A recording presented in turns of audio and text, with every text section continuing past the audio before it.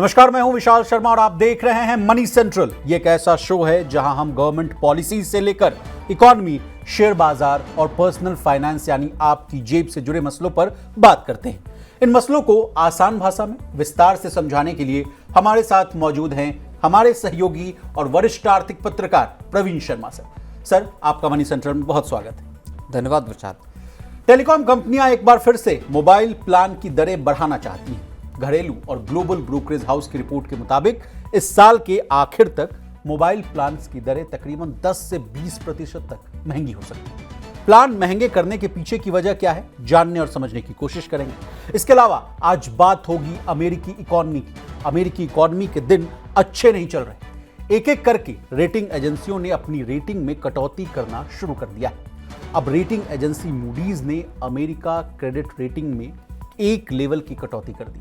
क्यों रेटिंग को कम किया गया, इस पर फेड रिजर्व का क्या कहना है, जानने की कोशिश करेंगे। और अंतिम में चर्चा करेंगे जेपी मॉर्गन के सीईओ जेमी डिमॉन के चेतावनी की। जेमी डिमॉन ने ट्रंप की टैरिफ नीति को खतरनाक बताया और चेतावनी दी कि इससे अमेरिकी अर्थव्यवस्था पर गंभीर असर पड़ सकता है।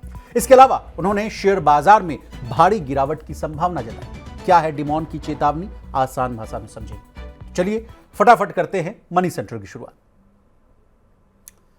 देश के 120 करोड़ से ज्यादा मोबाइल यूजर्स को एक बार फिर से बड़ा झटका लग सकता है। टेलीकॉम कंपनियां इस साल के आखिर तक रिचार्ज प्लान महंगा कर सकती हैं। अगर ऐसा हुआ तो पिछले 6 साल में चौथा बड़ा प्राइस हाइक होगा।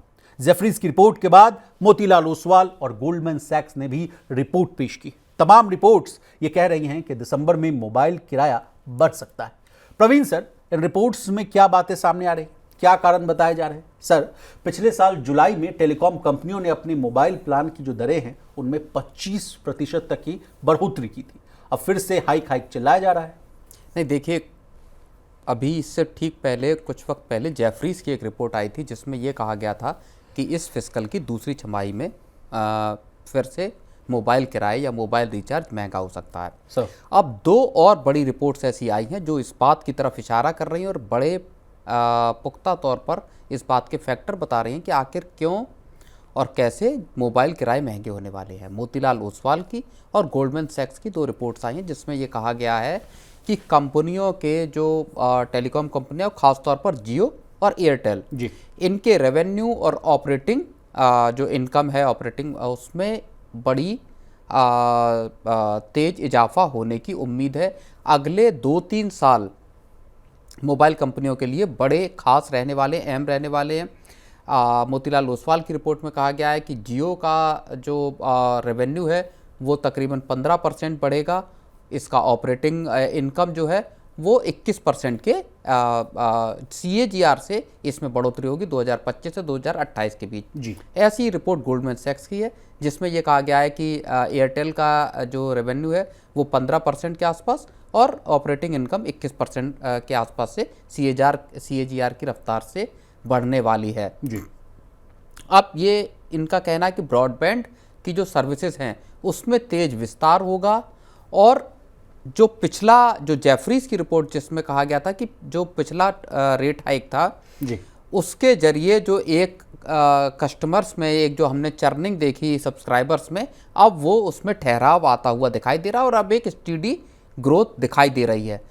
तो कुल मिला के अब जो पूरा का पूरा एक जो आरपू बढ़ाने का है चक्कर और बाकी जो जिस तरह की ग्रोथ दिखाई दे रही है, अगर आप समझिए कि 15% का रेवेन्यू ग्रोथ आपको CAGR किस में मिल रहा है अगर आपको अगले 2-3 साल में, तो वो एक बड़ा फैक्टर है। और कंपनियां अब इसी दिसंबर में, दोनों जो रिपोर्ट आई है उसमें कहा गया कि दिसंबर में ये जो मोबाइल का रिचार्ज है ये अब महंगा होना तकरीबन तय है। प्रवीण सर, कहा जा रहा है कि RIL के लिए सबसे बड़ी ग्रोथ ड्राइवर होगी जियो। इस बात को अगर हम आसान भाषा में समझना चाहें तो? बिल्कुल, देखिए, RIL के जो रिलायंस इंडस्ट्रीज है उसका जो पूरा बिजनेस है उसमें एक बड़ा हिस्सा आने वाले वक्त में जियो प्लेटफॉर्म के जरिए आएगा। और ये एक बड़ी बात है क्योंकि जिस तरह से पिछले कुछ वर्षों में मुकेश अंबानी ने अपना बिजनेस रिटेल में, फाइनेंशियल सर्विसेज में और जियो प्लेटफॉर्म यानी मोबाइल सर्विसेज में, टेलीकॉम सर्विसेज में जिस तरह से डाइवर्सिफाई किया है उसके अब नतीजे दिखाई देने लगे हैं। क्वार्टरली अगर आप नतीजे देखेंगे तो वहाँ भी चीज़ें दिखाई दे रही हैं कि तगड़े जो रिजल्ट हैं, प्रॉफिट हैं, वो आपको रिटेल से, जियो प्लेटफॉर्म से नज़र आ रहे हैं। रिलायंस इंडस्ट्री में Jio financial services separate listed company है, तो ये एक बड़ा फैक्टर होंगे, क्योंकि पेट्रोकेमिकल का बिजनेस जो है, पेट्रोलियम का, रिफाइनरी का बिजनेस है, वो ग्रीन एनर्जी हो या दूसरे जिस तरह का रिन्यूएबल एनर्जी को लेके चीज़ें चल रही, उसमें क्या आगे चलकर उसमें सुस्ती आ सकती है। इन चीज़ों को देखते हुए एक डाइवर्सिफिकेशन का जो कदम उठाया रिलायंस इंडस्ट्रीज ने, मुकेश अंबानी ने, वो अब कारगर होता हुआ दिखाई दे रहा है और बड़ा उसमें योगदान जियो प्लेटफॉर्म की तरफ से मिलता हुआ दिखाई दे रहा है। अब प्रवीण सर, इस पिक्चर में वीआई को भी लाना बहुत ज़रूरी है। गोल्डमैन सैक्स की रिपोर्ट में कहा जा रहा है कि जिस तरह से वीआई को लेकर हम लोग देख रहे हैं, अनसर्टनिटीज़ का माहौल जो है तमाम तरह से सुप्रीम कोर्ट से फटकार लगती हुई दिख रही है, वहाँ से इनको कुछ नहीं मिलता हुआ दिखा। वो कह रहे हैं कि जो करना होगा, अगर मान लीजिए मदद देना भी होगा तो केंद्र सरकार अगर करना चाहे तो वो मदद दे सकती है। इसको कैसे हम समझे सर, वोडाफोन आइडिया वाले खेल को? नहीं, देखिए, जो ब्रोकरेज हाउस की रिपोर्ट आई है उसमें ये कहा गया है कि 1,70,000 करोड़ रुपए के आसपास का कर्ज है कंपनी पे, वोडाफोन आइडिया पे। 50 से 55,000 करोड़ रुपए के कैपेक्स की बात वोडाफोन आइडिया ने की है, ताकि अपना पूरा का पूरा बिजनेस दोबारा से खड़ा किया जा सके। लेकिन उसमें सबसे अहम जो फैक्टर है वो ये है कि अगले कुछ वक्त में कंपनी जो 25,000 करोड़ रुपए बैंकों से लेने की, लोन लेने की बात कर रही है, वो उसको किस तरह से मिलेगी जी। अगर वहाँ पे कर्जा कंपनी को मिलता है तो वो एक बड़ा फैक्टर होगा कंपनी को फिर से रिवाइव करने का। रिपोर्ट में, गोल्डमैन सैक्स की रिपोर्ट में ये भी कहा गया है कि वोडाफोन आइडिया की हालत जिस तरह से खस्ता है और उसके सब्सक्राइबर जिस तरह से उसे छोड़ के जा रहे हैं, उसका फ़ायदा एयरटेल को जी आगे भी मिलता हुआ नजर आएगा। जहां तक बात सुप्रीम कोर्ट के फैसले की है, सुप्रीम कोर्ट के फैसले में भले याचिका को जो कल सुनवाई हुई उसमें खारिज कर दिया गया कि आपका जो मिसकंसीव्ड पिटीशन है, लेकिन उसमें एक जो बड़ी बात कही गई वो ये कहा गया है कि हम ऐसे किसी फैसले का विरोध नहीं करेंगे अगर सरकार वोडाफोन आइडिया के जो एजीआर के बकाया पर जो ब्याज और पेनल्टी है उसको अगर सरकार माफ करने का फैसला लेती है। क्योंकि वोडाफोन आइडिया ने साफ तौर पे ये कहा था कि सरकार तो कर सकती है ड्यूज को माफ, लेकिन सुप्रीम कोर्ट का ही एक फैसला उसकी राह में आड़े आ रहा है। तो अब गेंद सीधी सीधी केंद्र सरकार के पाले में है कि वो क्या वोडाफोन आइडिया को बचाने के लिए एक बेल आउट उसको देगी, क्योंकि 45,000 करोड़ रुपए के इंटरेस्ट, पेनल्टी और पेनल्टी पे इंटरेस्ट वाला पोर्शन वोडाफोन आइडिया का अकेला है। लेकिन सर, अंदर खाने की बात यह है कि ब्यूरोक्रेट्स नाराज दिख रहे हैं, कह रहे हैं कि नहीं, हमको सरकार में देखिए इस मामले को लेके थोड़ा सा एक वो है, एक तबका ये मानता है कि नहीं होना चाहिए। टेलीकॉम मिनिस्टर ज्योतिरादित्य सिंधिया ने खुद ये कहा था कि हमने 36,950 करोड़ का इक्विटी कन्वर्जन कर दिया वोडाफोन आइडिया का, 49% की स्टेक होल्डर हो गई सरकार। लेकिन अब जो बाकी का अब जो बकाया है या जो दूसरी मुश्किलें हैं वो कंपनी को खुद सुलझानी होंगी। अब बड़ी बात वही है कि क्या 45,000 करोड़ रुपए सरकार ये माफ करेगी, और अगर वोडाफोन आइडिया के माफ होते हैं तो 34,000 करोड़ बिल्कुल तकरीबन 35,000 करोड़ का एयरटेल का बकाया है और 16,000 करोड़ रुपए के आसपास का टाटा टेलीसर्विस। तो वो फिर सारी कंपनियों का सरकार को माफ करना होगा, क्योंकि वो पॉलिसी लेवल पर आपको जो ड्यूज पे इंटरेस्ट लगे हुए हैं उसको माफ करना पड़ेगा। सर, सारी बातों का लब्बो-लुआब मैं समझ रहा हूं कि सारी कंपनियां जो है, टेलीकॉम कंपनियां अपने आरपू बढ़ाने के लिए लगी हुई हैं। आरपू का भी जिक्र करना जरूरी है। सर, आरपू का क्या गणित है वो भी आप आसान भाषा में समझाइए, और क्या टारगेट लोग रखना चाह रहे हैं? नहीं, देखिए, आरपू तो जो एक यूजर, मेरे आपके जैसे एक यूजर से जो एवरेज कमाई है कंपनियों को, टेलीकॉम कंपनियों की, वही सबसे बड़ा मैट्रिक्स होता है इनकी कमाई का ओवरऑल जी। अब उसको 300 रुपये पे ले जाने का है, वोडाफोन का 173 रुपये का है, एयरटेल का 203 रुपये के आसपास का है, माफ़ कीजिएगा, एयरटेल का 245 रुपये का है और जियो का 206-7 रुपये के आसपास का है। 300 रुपये पे पहुंचाने का एक टारगेट ऐसा माना जाता है कि कंपनियों के लिए वायबल बिजनेस तब होगा जब वो 300 रुपये के आसपास होगा। ये सब कहानी एक तरफ है, और दूसरी कहानी ये है कि पिछले साल जब 25% के करीब का जो किराए बढ़ाए गए, तभी एक बड़ा विरोध हुआ था कस्टमर्स की तरफ से, लोग बीएसएनएल की तरफ शिफ्ट हुए। अब अगर इस साल के आखिर में एक और रिचार्ज महंगे होते हैं, ब्रॉडबैंड सर्विसेज के दाम बढ़ते हैं, तो ये ग्राहकों की जेब पर एक बड़ा बोझ साबित होगा, और एक आप समझिए कि आम लोगों के लिए एक महंगाई की ये बड़ी मार साबित होगी। क्योंकि देश के हर आदमी के पास इस वक्त मोबाइल है, सबके लिए मोबाइल सर्विसेज बिल्कुल जो जिंदगी की Basic जरूरी amenities of चीजें हैं life. उसमें मोबाइल सर्विसेज का इस्तेमाल हो गया है। सर बढ़ोतरी की बात आप कर रहे हैं तो इस पिक्चर में अब स्टारलिंक और कूपर जो है अमेजन के कूपर उसको भी लाना बहुत ज़रूरी हो जाता है। क्या इन दोनों के आने से क्या ये रेट्स कम हो सकते हैं या नहीं? ये देखना होगा कि सेटकॉम का जिस तरह से भारत में शुरुआत होने जा रही है और हो सकता है कि इस साल के आखिर तक हम कुछ कुछ उसमें चीज़ों को होता हुआ देखें। प्राइसिंग क्या होगी ये सबसे बड़ा मसला है। आसपास के जो देश हैं वहाँ पे जो प्राइसिंग है उस हिसाब से अगर हम देखें तो स्टारलिंक की कम से कम अगर हम बात करें, इसमें पेच ये है कि कहा जा रहा है कि आपको इंफ्रास्ट्रक्चर का जो कॉस्ट है वो नहीं लगेगा, आपको जगह जगह पे टावर्स नहीं लगाने पड़ेंगे, लेबर्स को नहीं लगाना पड़ेगा, लैंड नहीं बिछाना पड़ेगा, आपको तो बस सैटेलाइट से डायरेक्ट टू होम आपको सर्विसेज देनी है। बिल्कुल, लेकिन आसपास के मुल्कों में तब भी ये तो हर जगह के लिए सेम सिनेरियो है, लेकिन आसपास जैसे भूटान है, श्रीलंका है, वहाँ पे जो सर्विसेज चल रही हैं उनके जो दाम हैं वो भारतीय रुपए में अगर हम देखें तो ज़्यादा बैठते हैं। और अगर उन प्राइसेस को रखा जाए तो शहरी इलाकों में भी जो अमीर तबका है वही यूज कर पाएगा। मसला एक इस चीज़ का यहाँ पे ये आता है कि सरकार स्पेक्ट्रम को बेच नहीं रही, सरकार स्पेक्ट्रम की नीलामी नहीं कर रही, सरकार स्पेक्ट्रम को एडमिनिस्ट्रेटिवली अलॉट कर रही है। उसके नियम आने वाले हैं, ड्राफ्ट रूल तैयार हो रहे हैं, DOT तैयार कर रही है।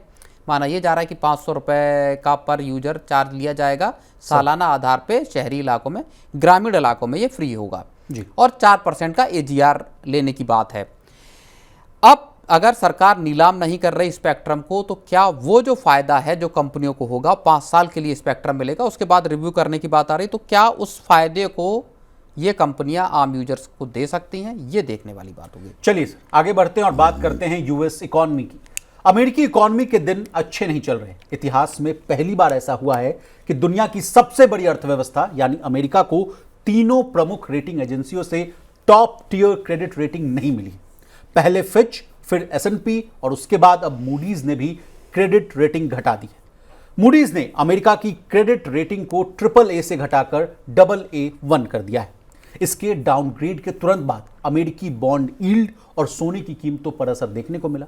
प्रवीण सर, भारत समेत पूरी दुनिया के लिए इस रेटिंग डाउनग्रेड के क्या मायने, क्या इसका असर हमारी और आपकी जेब पर भी पड़ेगा क्या? नहीं, अमेरिका के सामने जो खतरा पैदा हो रहा है उसको ये दिखाता है मूडीज़ का जो रेटिंग का डाउनग्रेड है। और एक लगभग सेंचुरी के बाद ऐसा हुआ है कि जो है टॉप रेटिंग तीनों रेटिंग एजेंसियों ने, S&P बिल्कुल, तो वो रेटिंग डाउनग्रेड हुआ है अमेरिका का। बड़ी घटना है, अमेरिका ने और दुनिया भर ने कभी नहीं सोचा होगा कि अमेरिका की ही क्रेडिट रेटिंग डाउनग्रेड हो जाएगी।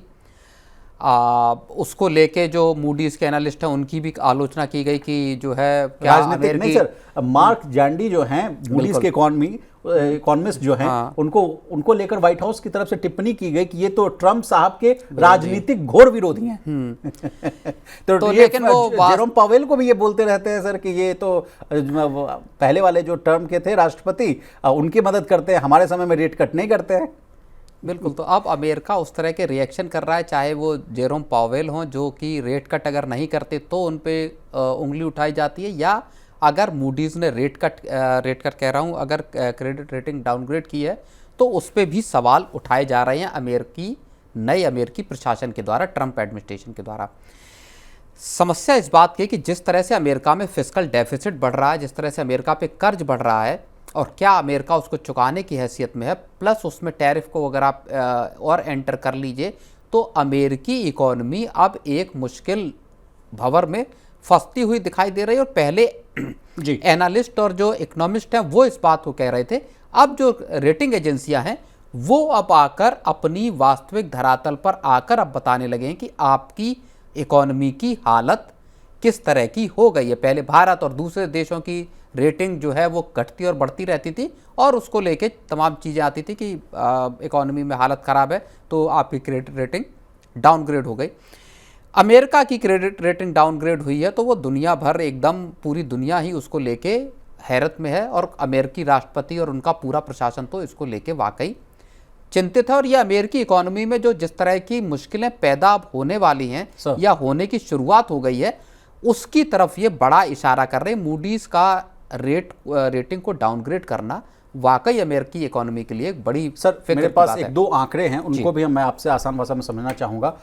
सबसे बड़ा कारण बताया गया कि 2024 में अमेरिका का जो कर्ज है 35 ट्रिलियन डॉलर से ज़्यादा हो गया है, जबकि उसकी जीडीपी जो है वो करीब 29 ट्रिलियन डॉलर की ही है। उसके बाद कहा जा रहा है कि 2035 तक अमेरिका का फेडरल डेफिसिट, जिसको आप यहाँ के आम भाषा में कहा जाता है कि सरकारी घाटा जो है, जीडीपी के 9% तक पहुंच जाएगा, जबकि साल 2024 में कहा जा रहा था कि ये मात्र 6.4% का है।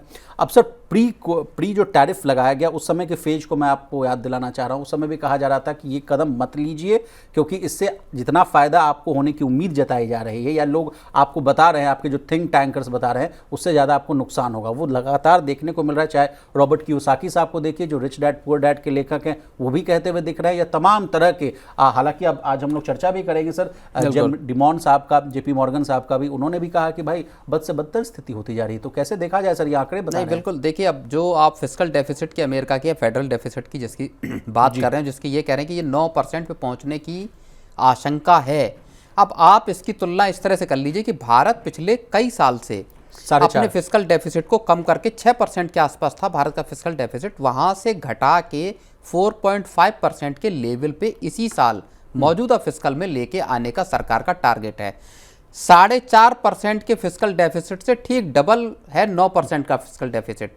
यानी अमेरिकी जो फिस्कल कंसोलिडेशन का पाथ है या जो लेवल है वो किस तरफ जाता हुआ दिखाई दे रहा है, इसका अंदाजा इस रिपोर्ट से लग रहा है।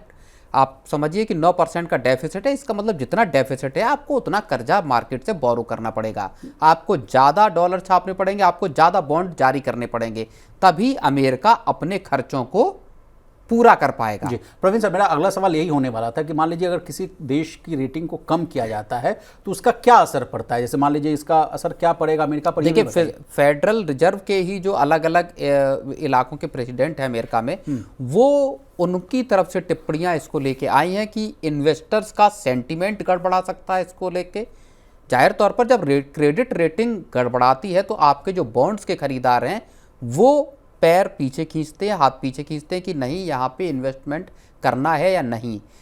असर मार्केट्स पे भी दिखाई देता है अगर क्रेडिट रेटिंग डाउनग्रेड होती है। और इसी चीज़ को जो फेड रिजर्व के अफसर हैं वो साफ तौर पे कह रहे हैं कि अगले 6 महीने में इसके असर हमको दिखाई दे सकते हैं पूरे अमेरिकी मार्केट में और अमेरिकी जो है ट्रेजरी बॉन्ड्स पे। सर मेरा नेक्स्ट सवाल ये है कि क्या फिर अब अमेरिका से जो पैसा है वो वापस आकर अब दूसरे देशों में आने लगेगा?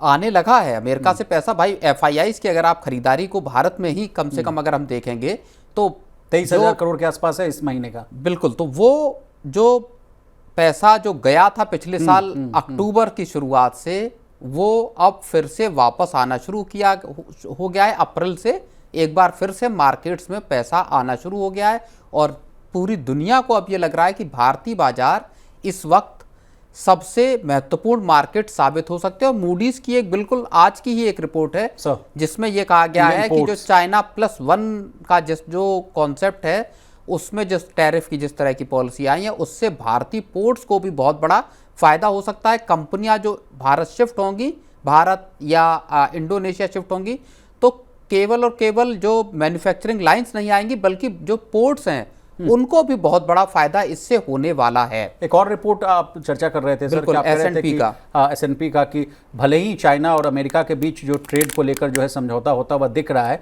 लेकिन इसका फायदा जो है चाइना को उतना होता हुआ नहीं दिखेगा। उसके बावजूद भी कंपनियां जो हैं वो चीन का दामन छोड़कर इंडिया और जैसे देशों पर आने को फिदा हो सकती हैं। सर तो अमेरिकी कंपनियां हैं, जो दूसरी कंपनियां हैं वो भारत और दूसरे देशों में China+1 का जो वो कॉन्सेप्ट है उसमें आने के लिए तैयार हो रही हैं, आना चाहती हैं। भले अमेरिका और चीन के बीच में एक डील हो गई है इसके बावजूद। और एक S&P की भी रिपोर्ट आई है जिसमें यह कहा गया है कि दुनिया भर की जो कंपनियां हैं वो भारत में अपनी मैन्युफैक्चरिंग लाइंस लगाना चाहती हैं।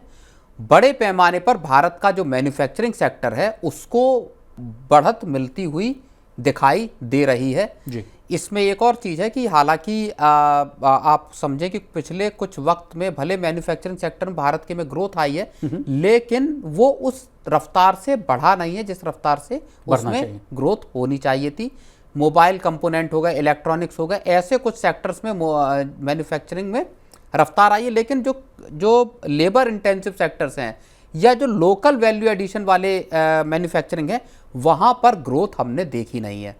तो अब जो चाइना +1 वाला पूरा कहानी एक है, उसका शिफ्ट अगर भारत में होता है तो टेक्सटाइल से लेकर बाकी तमाम इंजीनियरिंग गुड्स हो गए, दूसरे सामान हो गए, वहां पर मैन्युफैक्चरिंग में अच्छा खासा स्पार्क, अच्छी खासी तेजी भारत को दिखेगी। और ये S&P ग्लोबल की रिपोर्ट भारत को लेकर जब बात हो रही है सर, तो एक और रिपोर्ट की भी बात कर लेनी चाहिए। ईटी की जो रिपोर्ट थी सर, जो पोल उन्होंने किया था, उसमें कहा गया था कि Q4 जो चौथी तिमाही है उसमें जो है भारत जो है 7% की दर से बढ़ता हुआ दिख सकता है। 6.8% के आसपास जो है वो तेजी देखने को मिल सकती है। तो सर ये भी एक बहुत बड़ी खुशखबरी थी, उस पर अगर कुछ आप। हाँ, मतलब जैसे मैं एक डेटा बताना चाहूँगा, जैसे FY18 में इंडिया का जो मैन्युफैक्चरिंग का जो परसेंटेज था जीडीपी में वो 16.8% था सर, और वो FY25 में घट के 15.7% पे आ गया। तो भले सरकार ने PLI शुरू की, भले मैन्युफैक्चरिंग पे जोर रहा, लेकिन जीडीपी में मैन्युफैक्चरिंग की हिस्सेदारी इधर कम हुई है जी। और अब वो लग रहा है कि जब पूरा टैरिफ का एक निजाम नया शुरू हुआ है, उसमें जो चीन से कंपनियां छोड़कर जाना चाहती हैं, तो अब भारत एक बार फिर से जीडीपी में मैन्युफैक्चरिंग की हिस्सेदारी को बढ़ा सकता है। चलिए प्रवीण सर, आगे बढ़ते हैं और बात करते हैं जेपी मॉर्गन के सीईओ जेमी डिमॉन की। उन्होंने राष्ट्रपति डोनाल्ड ट्रंप की टैरिफ नीति को लेकर गंभीर चेतावनी दी। उन्होंने कहा कि अमेरिका की अर्थव्यवस्था पर इसका असली असर सामने आना भी बाकी है। आने वाले समय में अमेरिकी शेयर बाजार में भारी गिरावट आ सकती है। फिलहाल शेयर बाजार में जो तेजी दिख रही है, उसके पीछे एक गहरा और कम आंका गया खतरा जो है छिपा हुआ है। प्रवीण सर, डिमॉन साहब ने यह भी कहा कि यदि टैरिफ पॉलिसी के कारण मंदी आती है तो केंद्रीय बैंक भी इसे संभालने में सक्षम नहीं होंगे।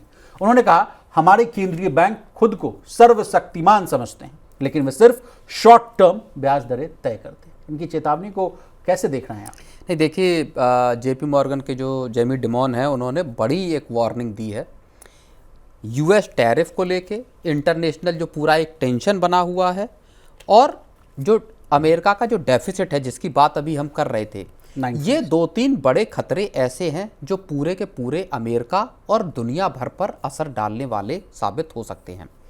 उन्होंने एक बड़ी बात ये कही है कि जो दुनिया भर के जो सेंट्रल बैंक्स हैं और मार्केट्स हैं, वो इस पूरे मामले में एक लापरवाह तरीके का रवैया अपनाते हुए नजर आ रहे हैं जी। उन्होंने कहा है कि टैरिफ के लेके जिस तरह के डेफिसिट हैं या इन्फ्लेशन और स्टैगफ्लेशन, ऊंचा इन्फ्लेशन और स्टैगफ्लेशन मतलब ग्रोथ आपकी नीचे जा रही है और इन्फ्लेशन बढ़ रहा है जी। इस तरह के जो हालात पैदा हो रहे हैं, मार्केट्स इसको अंडरमाइन कर रहे हैं, मार्केट्स इसको हल्के में ले रहे हैं। लोगों को ये समझ में नहीं आ रहा है कि अमेरिका का होने क्या वाला है। जी जी जी जी। इसीलिए अप्रैल के लो लेवल से मार्केट्स में बाउंस बैक दिखाई दिया, वो ये कह रहे हैं। और ये भी कह रहे हैं कि मार्केट्स में अब अगर गिरावट आई तो 10% तक बाजार अमेरिका के गिर सकते हैं। लेकिन बड़ी चेतावनी इससे ज़्यादा है केंद्रीय बैंकों की, क्योंकि अब तक जो माना जा रहा था वो ये था मार्केट्स की अलग कहानी है, अपना सेंटीमेंट का है। सेंट्रल बैंक्स की लापरवाही की वो बात कह रहे हैं कि सेंट्रल बैंक अभी के जो मौजूदा हालात हैं इसको कमतर आंक रहे हैं, हल्के में इसको ले रहे हैं, और ये बड़ी एक दिक्कत है। और अब आप इसको अगर जोड़ लीजिए रॉबर्ट कियोसाकी के साथ, जिनको हमने कल भी डिस्कस किया, जहां उन्होंने ये कहा कि इस बार जब धराशायी होंगे तो केंद्रीय बैंक धराशायी होंगे दुनिया भर के। नहीं, उन्होंने एक और बात कही थी सर कि जिस तरह से सब प्राइम क्राइसिस के वजह के जो सबसे बड़े फैक्टर थे रियल एस्टेट, जो कहा गया कि उन लोगों को लोन दिया गया जिनको कर्ज चुकाने की हैसियत ही नहीं थी, उन लोगों को घर बेचा गया, उस वजह से रियल एस्टेट मार्केट जो है वो कोलैप्स हुआ, बैंकिंग कोलैप्स हो गया, तमाम तरह की चीजें कोलैप्स हुई।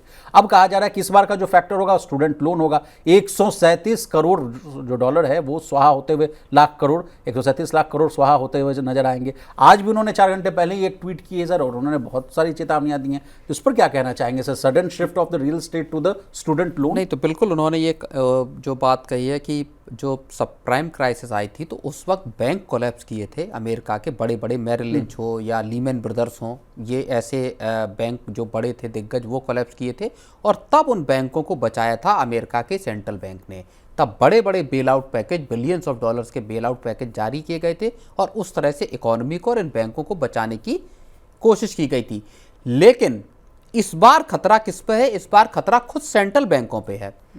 अब सेंट्रल बैंक अगर खुद फंस जाए, मान लीजिए फेडरल रिजर्व का ही कोलैप्स होने का खतरा पैदा हो जाए, और जो 1.6 ट्रिलियन डॉलर की बात आ रही जो स्टूडेंट लोन की है, जहां पे कि डिफॉल्ट या प्रेशर या स्ट्रेस बिल्डअप हो सकता है, वो एक बड़ा खतरा है। फिर वहां पे क्या उनको बेल आउट किया जा पाएगा, ये एक बड़ी समस्या है।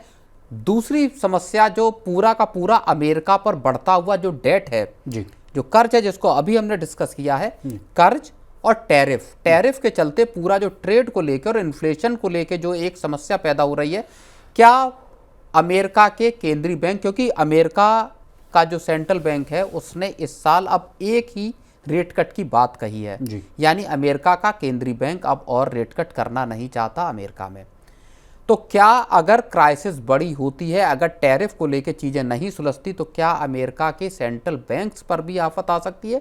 ये एक बड़ी समस्या। और अगर अमेरिका मंदी में गया, सेंट्रल बैंक्स के सामने दिक्कत आई, तो क्या वो पूरे दुनिया के सेंट्रल बैंकों पे, पूरी दुनिया की, जाहिर तौर पर एक बात आप मान लीजिए कि अगर अमेरिका रिसेशन में जाता है धीरे धीरे, मान लीजिए अगले 6 महीने 7 महीने में, तो दुनिया के लिए उससे बच पाना क्या यही वजह तो नहीं होगा? क्या यही वजह तो नहीं है प्रवीण सर कि अब ये घूम घूम कर ट्रम्प साहब जो है, पहले यूके के साथ ट्रेड डील करते हुए नजर आए, उसके बाद इन्होंने चाइना से भी कहा कि अब जल्दी जल्दी फटाफट हम लोग कर लेते हैं, भारत के साथ भी वो कह रहे हैं कि लगातार हमारी जो ट्रेड डील है वो लगातार बहुत ही अच्छे रूट्स में है। उसके बाद ये वहाँ का जो वॉर है सर, रशिया यूक्रेन वॉर, उसको ख़त्म कराने की कोशिश कर रहे हैं। 2 घंटे लगातार ट्रम्प साहब की जो है पुतिन साहब से बातचीत हुई है, कह रहे हैं कि बहुत जल्दी ये ख़त्म होता, युद्ध विराम लग सकता है, उसके बाद हम लोग व्यापार वाली जो नीति है उस पर आएंगे, उससे रिवाइव कर पाएंगे। तो क्या इन सब वजहों को जोड़कर देखा जाए कि ये जा जाकर घूम घूम कर कह रहे हैं कि भाई जल्दी जल्दी ट्रेड ट्रम्प कोशिश भले कर रहे हैं, सऊदी अरब से $600 बिलियन की डील लेके आए हैं, कतर से और यूएई से भी उनके डील्स हुई हैं, लेकिन जो चीन के साथ जो एक बड़ा कारोबार है अमेरिका का, और चीन को लेके जो टैरिफ को लेके बातचीत आ रही है सामने, वहाँ पर चीज़ें अब जो निकल के आ रही, शुरुआती दौर पे जब फैसला आया कि 115% दोनों देश अपने अपने टैरिफ हटा देंगे और 30% टैरिफ अमेरिका लेगा चीनी प्रोडक्ट्स पे। अब जो एनालिस्ट और जानकार कह रहे हैं कि वो भले 30% टैरिफ लें, 90 दिनों के लिए उसको छूट दे दें, लेकिन इस 30% टैरिफ पर भी चीन के लिए अमेरिका सामान भेज पाना, 70% चीन का जो सामान है वो अमेरिका नहीं जा पाएगा। 70% का हिट बहुत बड़ा हिट आपको समझिए कि होता है। 100 में से 70 सामान नहीं जा पाएंगे, 30 सामान पहुंचेंगे। तो अमेरिका और चीन के बीच जो ट्रेड टेंशन है वो बदस्तूर अभी जारी रहने की ही उसकी आशंका है, वो हाल फिलहाल सुलझती नजर नहीं आ रही। भारत के साथ भी देखिए ट्रंप ने बयान दिया, सबसे हालिया बयान उनका ये है कि भारत बहुत सारे प्रोडक्ट्स पे 0 टैरिफ लेने के लिए तैयार है। सरकार को, डॉक्टर एस जयशंकर को सामने आके बयान देना पड़ा कि नहीं, हमारी तरफ से अभी यूनिलेटरली कुछ ऐसा नहीं किया गया है जहां पे कि हम 0 टैरिफ की बात कर रहे हो। ये तो सीज फायर की भी बात कर रहे थे कि मैंने रोकवाया। ट्रंप अपनी तरफ से कुछ भी बयान देते हैं, लेकिन सरकार अब बहुत सधे कदम उठा रही। ट्रेड को लेके बहुत सारी चीजें ऐसी हैं जो बॉटलनेक जहां पर नजर आ रही है। पीयूष गोयल साहब पहुंचे हुए हैं। पीयूष गोयल साहब 17 तारीख से अमेरिका हैं और दोनों देशों के बीच में बातचीत चल रही है। कितने चरणों में ये ट्रेड डील होगी, फर्स्ट जो फेज है वो कब तक होगा, उसमें क्या क्या प्रोडक्ट्स होंगे, तो बहुत सारी चीज़ें ऐसी हैं जो कि अभी जिनके आंसर्स, अभी उत्तर जो है वो मिले नहीं है भारत के साथ। कम से कम चीन के साथ अभी मसला, आप ये मानकर चलिए कि अभी 70% मसला अनसुलझा है जी। तो वो कैसे सुलझेंगे? और पूरे दुनिया में जो रीसेटिंग जो शुरू की है अमेरिका ने पिछले साल के आखिर से, या 2 अप्रैल को जब उन्होंने लिबरेशन डे के तौर पर जब रेसिप्रोकल टैरिफ लगाए, वो जो रीसेटिंग है वो कब कंप्लीट होगी, कब दुनिया स्थिर होगी, इस पे सब चीज़ों की नज़र है। और ऐसा ना हो कि इसमें इतना वक्त लगे कि तब तक अमेरिका रिसेशन में चला जाए और अमेरिका के साथ साथ पूरी दुनिया डूब जाए। अमेरिका में जो इकॉनमी जो श्रिंक उनकी हुई है 0.3% के आधार पर कम हो गई। जापान का हाल आपको पता ही है सर, 0.7% वहाँ उसका डेंट पड़ गया है। चाइना की बात करें तो सर उन्होंने अपने जो लेंडिंग रेट्स है उसको बढ़ाने की बात कर रहे हैं। और उसके बाद स्टिमुलस पैकेज तो बदस्तूर जो है वो जारी होता ही हुआ दिख रहा है। 5 से 25 बेसिस पॉइंट की, माफ कीजिएगा, कटौती की है लेंडिंग रेट्स की। तो वो भी 5% की जो ग्रोथ रेट को मेंटेन करने के लिए तमाम जतन और प्रयास कर रहे हैं। तो सर लास्ट कमेंट चाइना पर अगर कर दे तो उसके बाद फिर बिल्कुल चीन तो मुश्किल में है। चीन के, जब मैं पहले भी मैंने बोला कि जब चीन के वास्तविक डेटा आएंगे, ट्रेड के आपके मैन्युफैक्चरिंग या फैक्ट्री आउटपुट के डेटा आएंगे, या चीन के जब जीडीपी ग्रोथ के नंबर आएंगे, वहाँ पर चीन की असली हालत पता चलेगी कि चीन की स्थिति है क्या। और ये सब चीज़ें अगले 6 महीने के भीतर आपको बहुत सारी चीज़ें अनफोल्ड होती हुई नज़र आएंगी। तब तक ये साफ हो जाएगा कि क्या अमेरिका में रिसेशन आ रहा है, क्या सेंट्रल बैंक इस रिसेशन को संभालने में कामयाब होंगे, क्या ट्रंप अपने जो रिवोल्यूशनर पूरी दुनिया में लेके आए हैं, क्या उससे अमेरिका को मंदी में जाने से बचा पाएंगे। बहुत सारे सवाल हैं जिनके धीरे धीरे जो जवाब हैं वो अगले 5-6 महीने में मिलते हुए नजर आएंगे। चलिए प्रवीण सर, आपका बहुत शुक्रिया, आपने अपना कीमती समय दिया और तमाम विषयों को बहुत ही आसान भाषा में समझाने की कोशिश की। तो आज के मनी सेंट्रल में बस इतना ही। इसी तरह देश, दुनिया और बिजनेस जगत से जुड़ी तमाम ताजा तरीन खबरों के लिए बने रहिए हमारे साथ और देखते रहिए मनी में।